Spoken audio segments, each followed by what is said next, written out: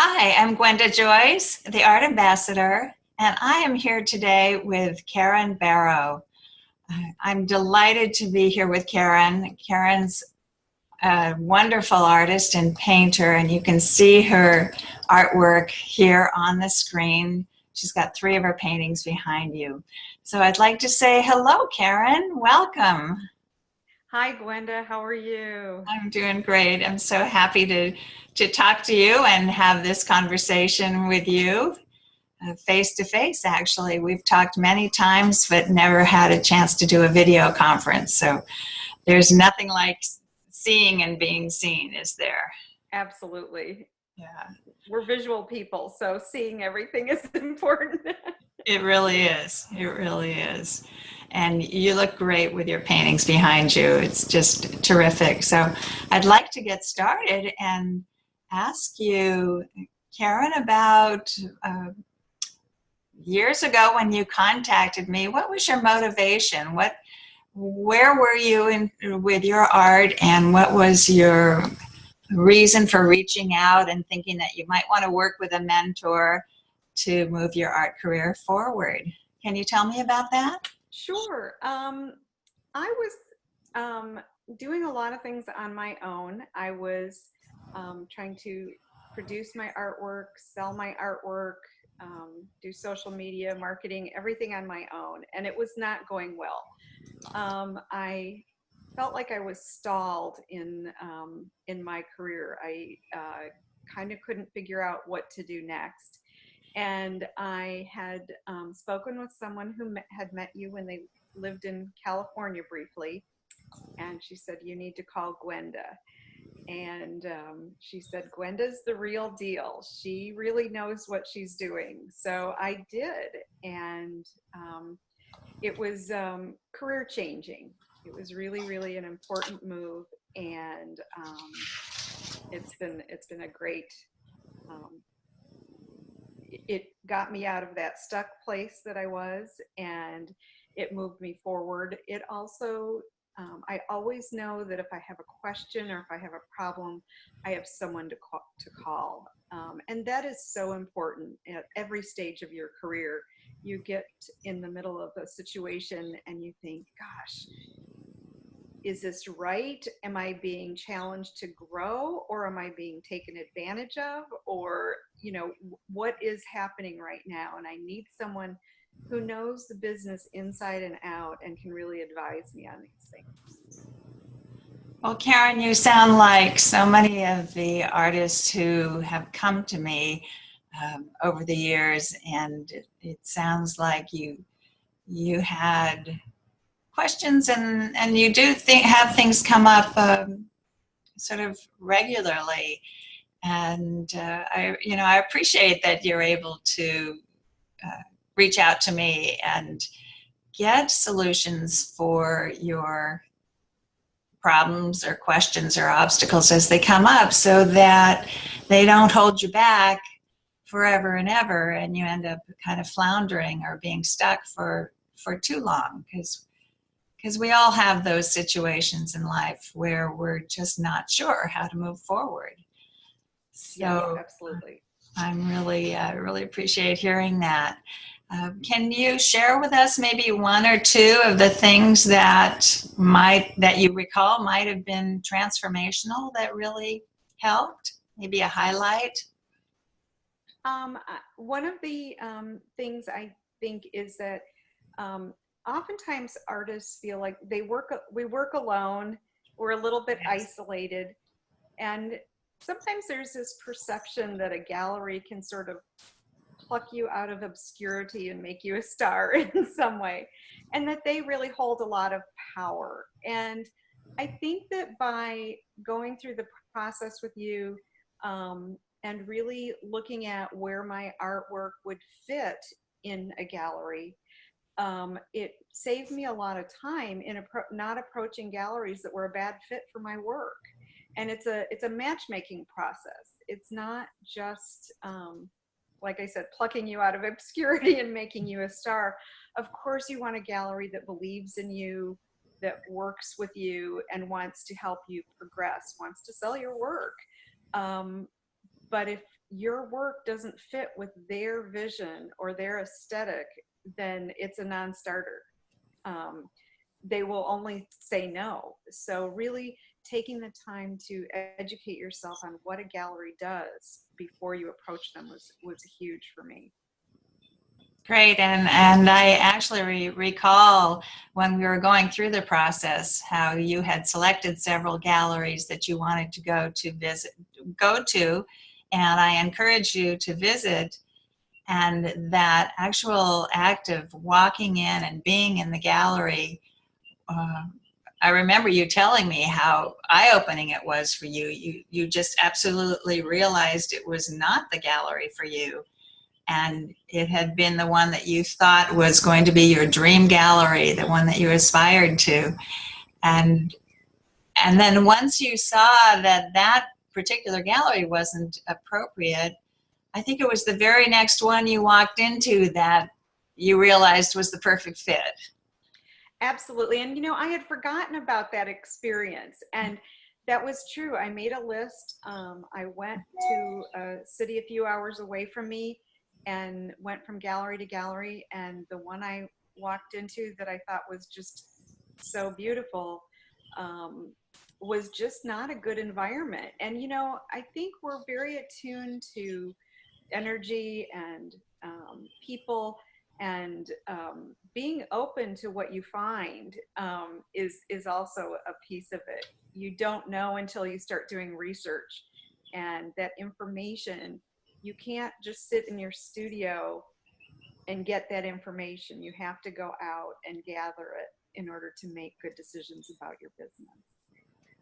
And you have to gather your courage and pull yourself together that way too, don't you?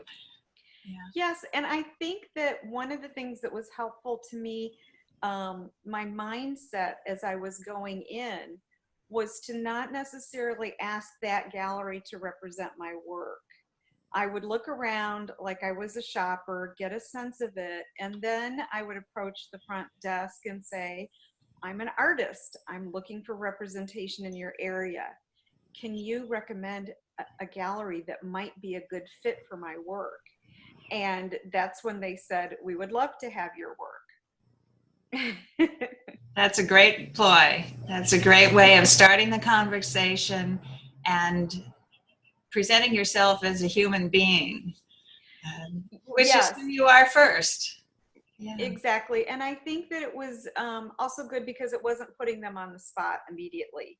Every gallery gets approached by a lot of artists, and it wasn't being directed at them. It's acknowledging that this is a matchmaking process, and this may or may not be the right fit, but all the other galleries in town most likely, so you would have a good idea of who would be a good fit.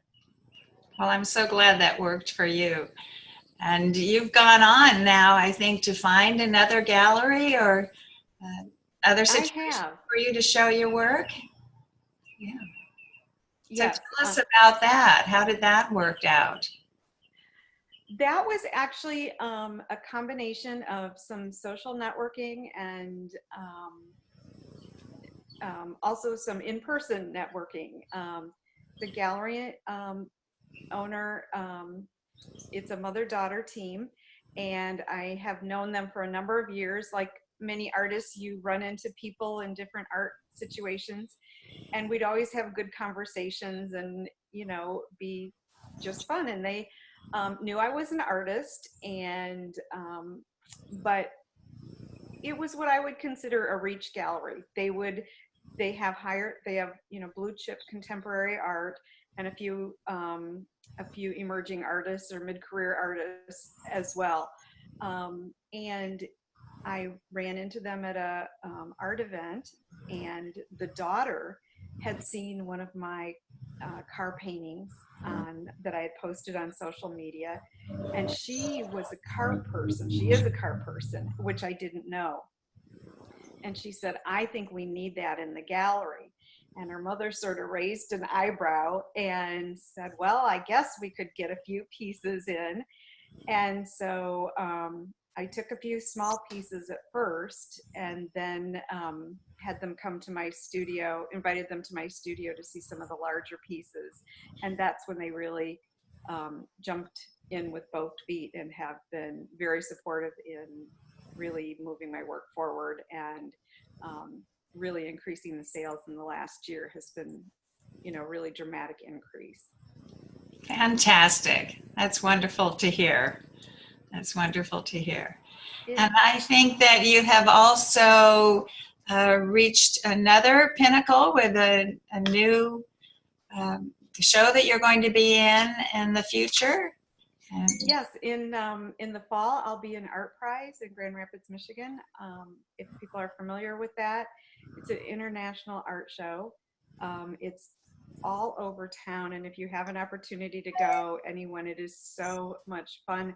There's nothing more exciting than sitting in a coffee shop and hearing people from all over the world talking about art. It just permeates every business and every nook and cranny of this one Art Prize district. So I was fortunate to be chosen for a wonderful venue that does a very careful job of curating their shows. Their theme this year is memories, time, and time and transformation. And my piece is an automotive piece on a recycled Mercedes hood. And so they love the fact that memories are connected to our cars, and the fact that this piece was transformed from something heading for the recycling machine, and is now transformed into a piece of fine art. well, that's a very exciting It is. show for you coming up, and it just sounds like your career has made a wonderful trajectory over the last few years. And I know we've talked about how being an artist and having these landmark moves forward is really a journey. Can you tell me maybe how you've changed and how it has transformed you in this process, so that you have become the artist who has gallery representation now with several galleries, and ongoing support, and the confidence to stretch and submit your work to even more and more important and prestigious exhibitions as you grow and move forward? It really is. That's a very good question, and that's really important. It is a journey. Each day, each week, as things unfold, it changes your view of yourself. It changes your view of your work, and just sort of your place in the world. We joke, the gallery and I were traveling together to a car show, and someone came up to me and said, "Are you the Karen Barrow?" Whoa! And she had seen my work, and it was so cute, and we joked about it, but things like that start happening where you realize that your work, people are connecting with your work, and even without you being there, without you doing anything other than your work, people are connecting to your work, and they're connecting to you, and that's very exciting and fun. Well, that's this very special thing about art, is that it's so closely aligned with you, the artist, and who you are, and your uniqueness shows up in your artwork, and also in the way you present yourself and you put yourself out into the world. I think that's it. You have more confidence, when you're working by yourself, as we often do, when your work is not selling, which is kind of a reinforcement of that you're doing the right thing in your life and in your work. There is a sense of insecurity. There's always, as artists, I think we question ourselves a lot, but when you have no positive feedback in that loop, then it's very difficult, and it makes you very insecure in wanting to try other things and wanting to submit your work for different shows or for different venues. But the more you receive acceptance through the gallery's representation and your work spreading and your work going out into the world, you realize when you go to apply for these things that, yes, I can do this and my work would be a good fit for this. And if it doesn't come to pass, it's not a big deal. I'll try another one. And so I think that you're more selective in your choices and you in what you submit to, and then those are more likely to be successful because you are more selective. Would you say that your work has changed over the years as a result of your growth? Absolutely. I think one of the most important things that I got from you, and probably one of our very first sessions, was you were extremely diplomatic in the way that you put it forth. But I actually had 3 bodies of work going with one theme. And my work was starting to move in the direction of pop art, where it was a little more just the image of the car, a cleaner look.